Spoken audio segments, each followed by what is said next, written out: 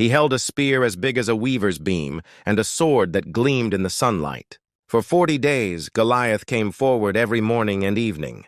He shouted, "Goliath, choose a man to fight me. If he defeats me, we'll become your servants.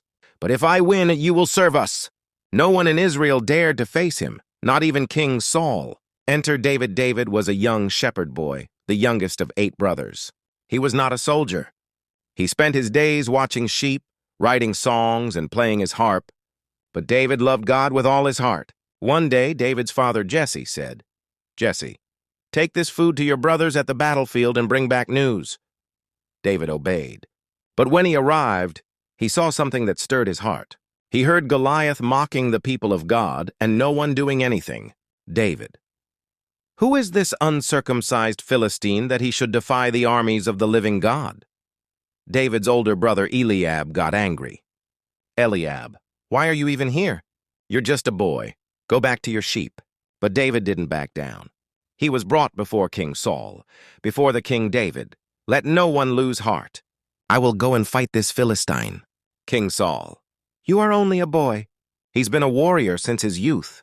David, "When I was tending sheep, a lion and a bear came and took a lamb. I struck them both down. The Lord who rescued me from the lion and the bear will rescue me from this giant." King Saul agreed and offered David his armor, but it was too big and heavy. "David, I cannot wear this. I've never trained with it." Instead, David picked up 5 smooth stones from the brook and took his sling in hand. The battle. As David approached, Goliath laughed. Goliath, mocking, "Am I a dog that you come at me with a stick?" David boldly, "You come to me with sword, spear, and javelin, but I come to you in the name of the Lord of hosts, the God of the armies of Israel, whom you have defied. Today the Lord will deliver you into my hand, and the whole world will know that there is a God in Israel." David ran toward the giant. He took 1 stone, placed it in his sling, spun it with skill, and released it. The stone struck Goliath in the forehead. The giant fell face down to the ground, dead. David ran, took Goliath's own sword, and cut off his head. When the Philistines saw their champion was dead, they fled in fear. The Israelites chased them and won a great victory. David was not the strongest. He was not the tallest. But he had something greater, faith in God.